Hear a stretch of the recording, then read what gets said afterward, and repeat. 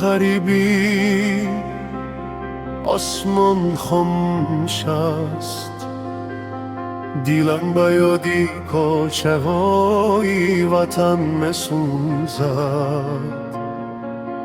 غریباده کی از دور میوزد، گویانمی مادرم را به گوشم میرساند. من دور از آغوشی پدر و مادرم، دور از خنده کودکی خانم، در بین هزاران چهره بگانه، تنها یادی وطن هم سفری من است.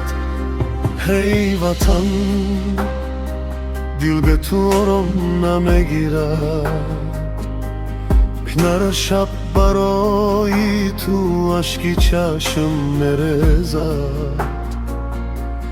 گر هزار سرزمین زیبا باشد هم، جایی خاکی تو در دیلم نمیگیرد.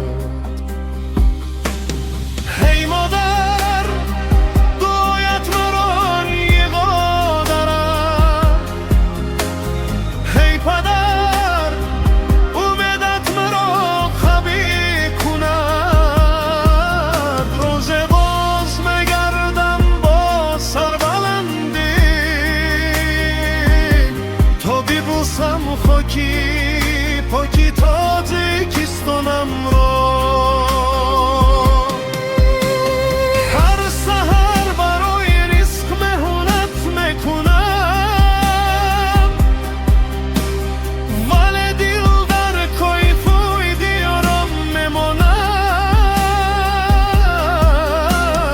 هر لقمه نان مزه اش دارد،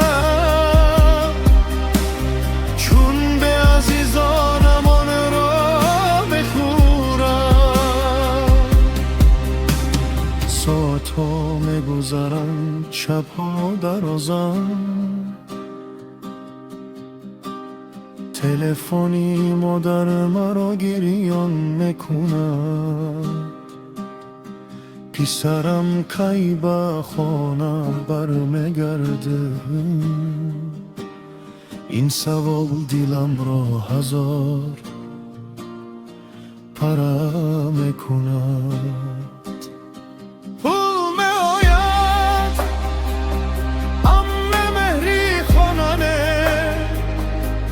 شهرهای کلان بله آغوشی مدرنه، فهمیدم که بایترین انسان امان است، که هر شام نزدی آیلش برمیگردد.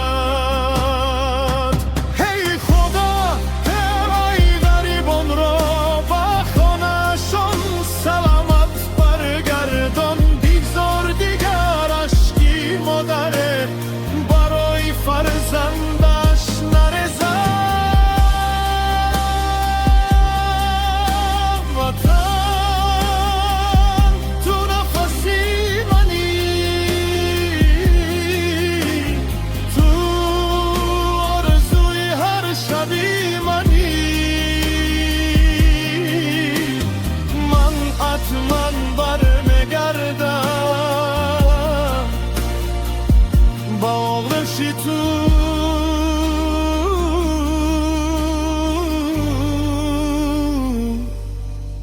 تاجیکستانی